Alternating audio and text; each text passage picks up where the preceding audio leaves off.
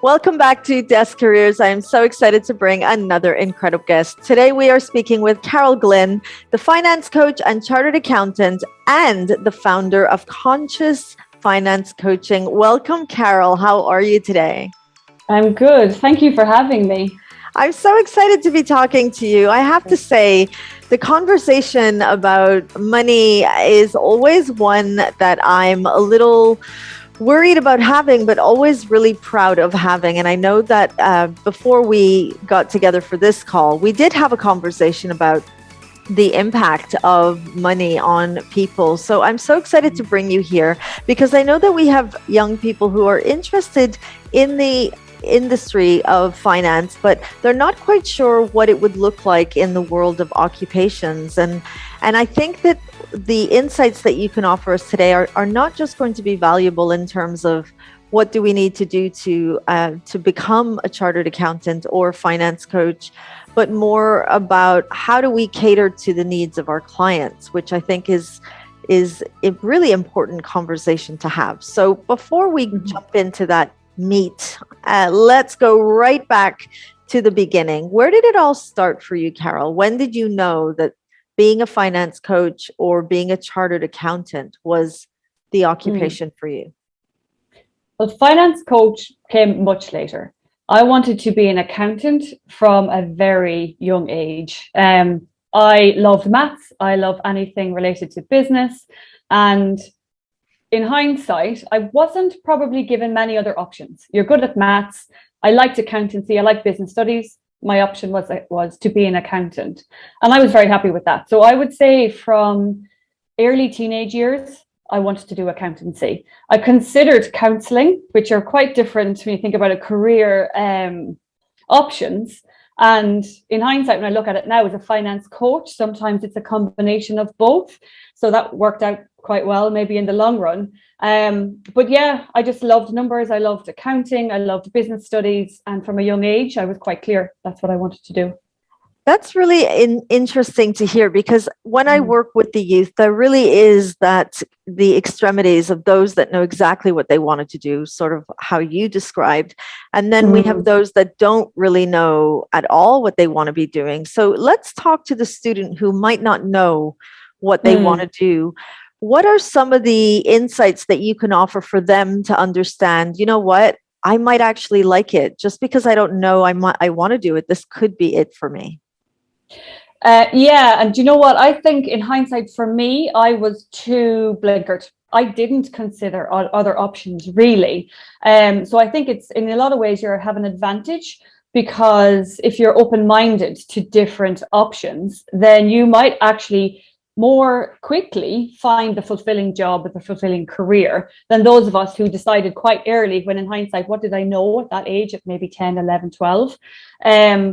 And I think when it comes to accountancy in particular, there can be a common misconception of how it is. And actually, accountancy is so broad. The doors that it opens, I know accountants that I have trained with who are CEOs, COOs, working in various different fields, but that accounting background and training has really helped boost them. So I would say keep an open-minded. Accounting just doesn't mean bookkeeping, for example. And if that's what you love, that's amazing. But it's not just that. It's a great education. It's a great discipline. It's a great insight into business. Because if you think about it, being an accountant allows you to work in so many different industries. So it allows you to give yourself a broader experience, which is what I've been lucky to have. For a long time, I was in one area. But then when I moved to the UAE, I was lucky to have experience in many different industries that gave me an insight into something else that I might want to do, if that makes sense. Totally so makes sense. It's like I guess it's a stepping board really to so many things. And I think a lot of us don't realize that it's just accounting. You're going to be an accountant, you're going to be in finance, and that's it. And if that's what you want to do, amazing, but it can be so much more. Wonderful. Now talk to me more about how did you make the decision to go from being an accountant to being a finance coach? And maybe tell us what exactly a finance coach does. Okay. So a finance coach is someone who helps with education, helps someone really understand their personal, it's traditionally a personal finance support, helps people with their personal finance situation. And that's everything from learning to budget, learning to manage debt, investing. It's really around education and support, and to help the person do it themselves. So to me, it's a life skill that I support my clients with, which is different to an accountant who will do the work for you. So you outsource generally to an accountant. A finance coach is someone who will be alongside you, helping you develop that life skill of personal finance and money management, and also understanding mindsets, because we all have our own money mindsets. And understanding how money impacts your life in general. How did I come from an accountant to a finance coach? I spent 19 years in corporate accounting, and I had a really successful career. I was very, very well supported and lucky, and had some amazing roles. And I came to a point where I could see I had everything that I believed I wanted. Probably that 12-year-old thought was accounting was my career path. And I realized for me as a person, it wasn't fulfilling. So that's when I started to look at what was I missing in my career for me. And that's where I came across finance coaching. And really, it was the drive to help people. How could I use my qualifications, my experience, to help people, not just companies, and everything that entails. I wanted to work with individuals because I really felt that I was energized by one-on-one conversations with individuals, problem solving.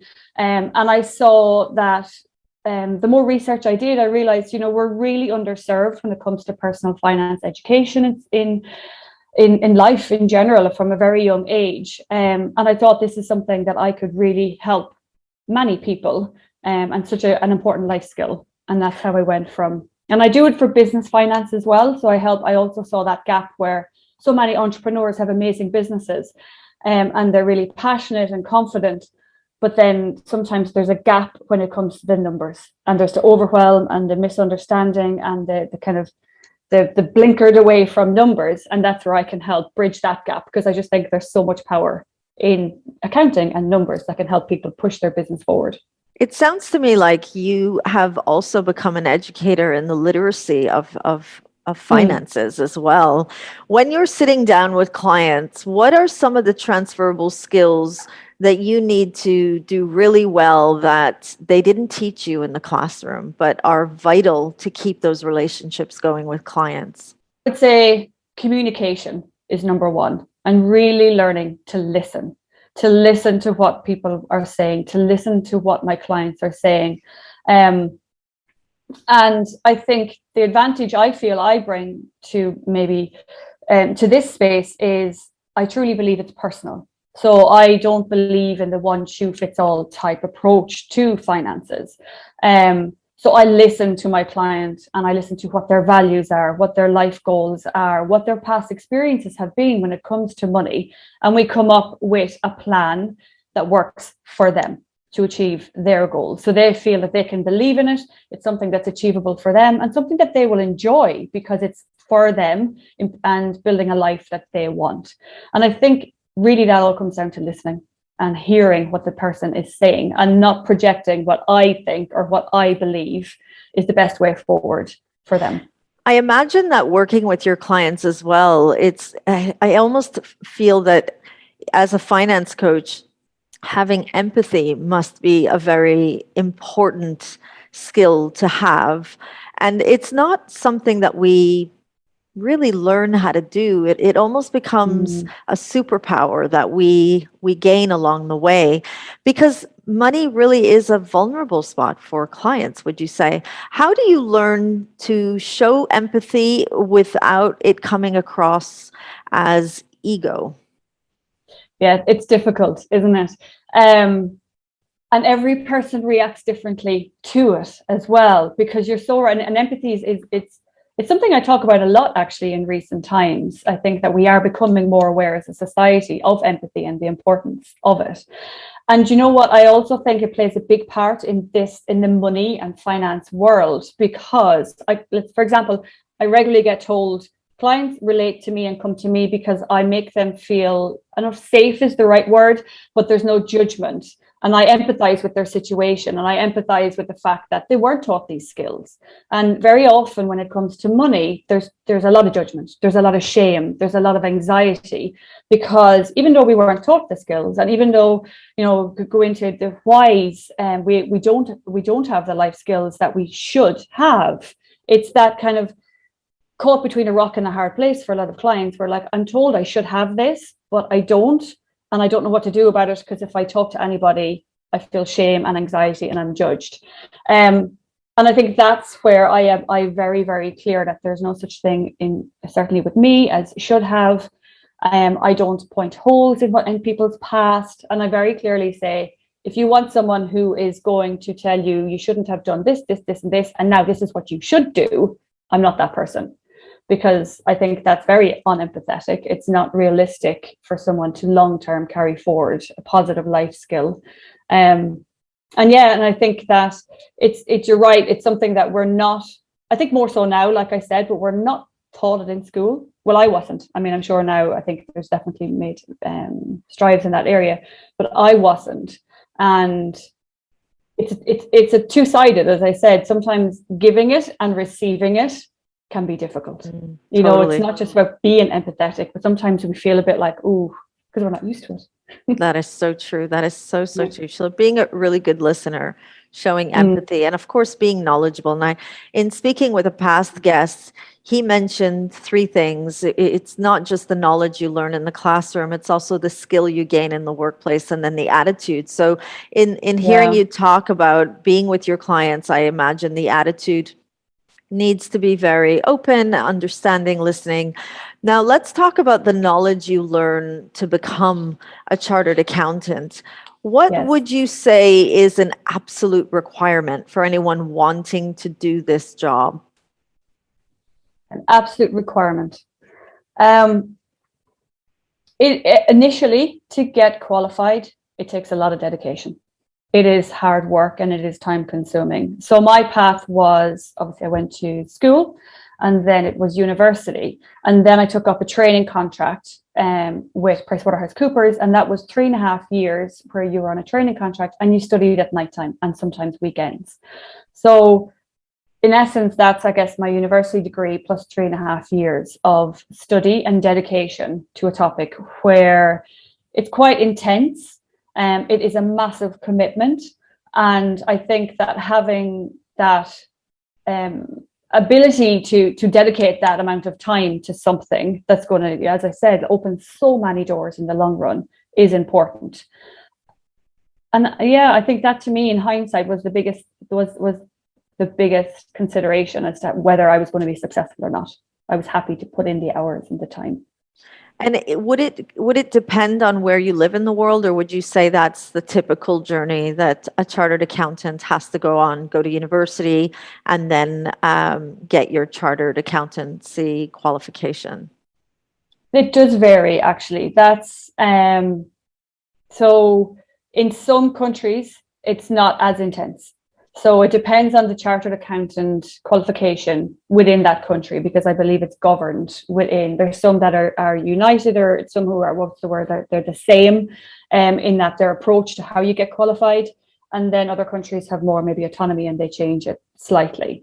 But I know there was one woman that I trained with who came straight from school, because she had such high results in her school exams. She actually had an accelerated and came straight into the training contract for 3.5 years where she was able to achieve that. So that was something that was slightly different in the kind of standard approach at that time. So yes, you would need to look, and then there's various qualifications. I'm a chartered accountant. There's also ACCA. There's, in the US, the more popular one would be CFA. And there is various variations, and that's another thing to sit down and not, I probably, because in Ireland, it was considered the best to be an ACA, or the best qualification to achieve was ACA. And I blindly followed that. Again, I probably in hindsight had a lot of just blindly following, this is what I do. I didn't really think too much for myself in hindsight. I mean, it served me well, But, with my children, I would be, let's actually look at what all the options are rather than just pushing them towards one. But yes, look at the various qualifications. You've got SEMA, which is more management accounting, which is always also accounting, but a different approach, and a different longer term, probably, career path. So I would say make sure you look at all of the options. And they all have, you're right, they all have different training requirements, and different sets of exams and different amounts of exams to gain qualification.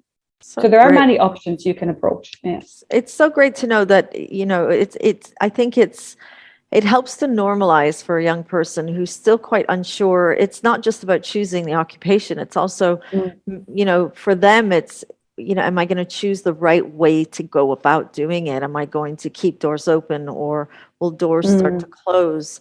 Now, let's talk about some of your journey highlights. I know that you have traveled the world. You've met and learned people that you never expected to have access to. You were always pushed outside your comfort zone. And then you set up your own company because you have that drive to help people. Of all of your highlights, what really sticks out for you that you think, you know what, I would do that over again because that was just so fulfilling in my career? Yeah, I think when I first stepped outside the auditing discipline, it's where we went into industry. So I spent, I think it was 9 years as an auditor, and then I moved into what we call the other side, into industry. And I spent the next 6 years with an insurance company here in the Middle East, in Dubai. And I would say that was probably my hardest, most personally testing time, but it was also the time I learned the most. I traveled all over the world. I had exposure to regulators in countries that I wouldn't have even thought of visiting. I dealt with problems, constant firefighting, problems that I just had to react, and I had to find a way forward. And because of the nature of the company, as a global company, had access to extremely senior and experienced individuals who became mentors that I could learn from. And it was long hours, and it was late nights, and it was stressful times where I felt completely outside my abilities, to be honest, at times.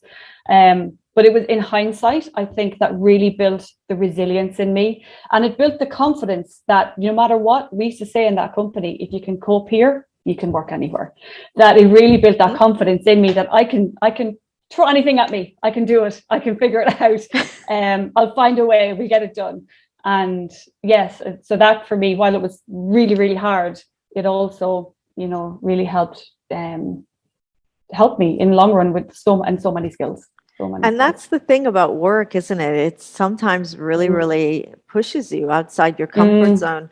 Often when I see our students or when I talk to the youth and they're telling me, I really don't like learning this and I don't see the connection to it, I sometimes tell them, being a student it helps you to practice the skill of adaptability and resilience as well. Sometimes on the job, we have to go through experiences that we wouldn't ideally like to, but they're just part of the nature of the work that we do.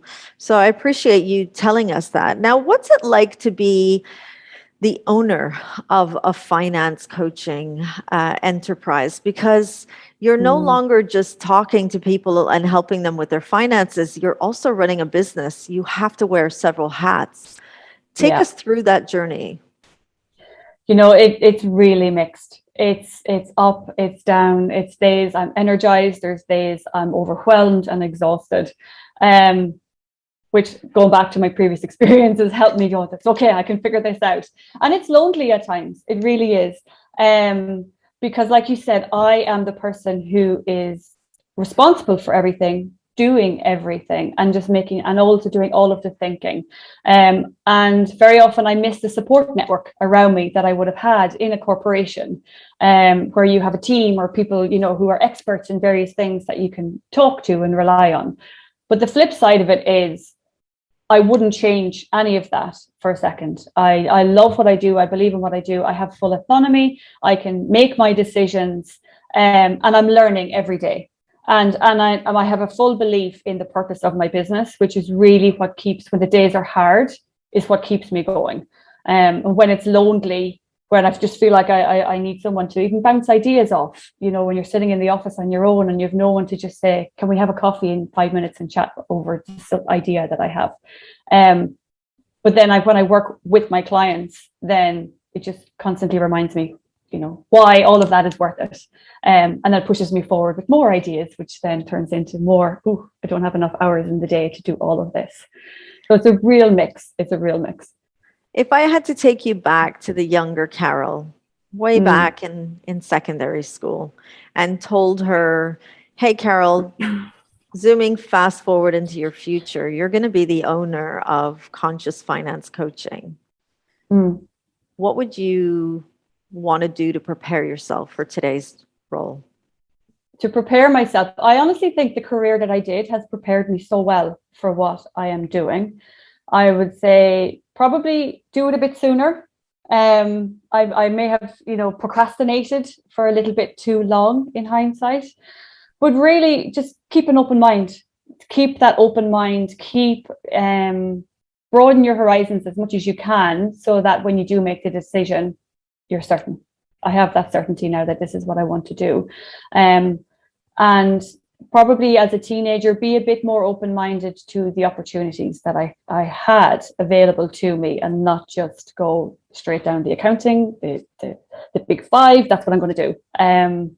But in hindsight, of course, it got me to where I am. So I wouldn't actually change it, but maybe as a mindset for myself to realize there's more paths than just this one, and it can lead me anywhere, not just where I thought it was going to lead me. So wonderful. Know your value, know what's important to you, be open-minded, and have an open mind to the new and unexpected opportunities. Work hard, be focused, don't lose sight of life outside your career. What else do you want to add to your wonderful list of top tips? Actually, that last one I think is really important. Don't lose sight of your life outside your career. Because as I said, especially becoming an accountant under some disciplines, it's very intense and it can be all consuming. But what I've learned in recent year is you also need a balance. You know, I tend to go all in. I'm all or nothing type person, and I've had to learn to balance that. And I have a family, and I think in hindsight, there was times where maybe, you know, I forgot that balance. And that's really important, because as humans, we need that. We need the connection. We need a life outside work. And I think that's really important too, that strive for balance as best we can. Thank you so much, Carol. That was a really, really fun conversation to have. And we learned a lot. We learned about what you do. We learned about the journey, the insights to the transferable skills. And most importantly, I felt your connection to what you do. And being a careers practitioner, I often tell young people that I believe those who thrive at their careers and find fulfillment are the ones who find that inner connection to the work that they're doing. And it's not something we learn, and it's not something they can train you to do. It's a feeling, and we feel it. So I appreciate that you were able to allow us that moment to feel that with you. Thank you so much, Carol. Thank you. And that brings us to the end of an incredible conversation. Today we were speaking with Carol Glynn, who is the finance coach and chartered accountant and the founder of Conscious Finance Coaching. Where can we find you, Carol, just before we say goodbye? So my website is consciousfinanccoaching.com, but I'm probably most active on Instagram. That's at Conscious Finance Coaching on Instagram. Reach out to Carol if you have any coaching finance needs, or if you just want to learn a little bit more about how to improve your literacy when it comes to finances. Thank you for watching, and we'll see you at our next Desk Careers Digital Spotlight.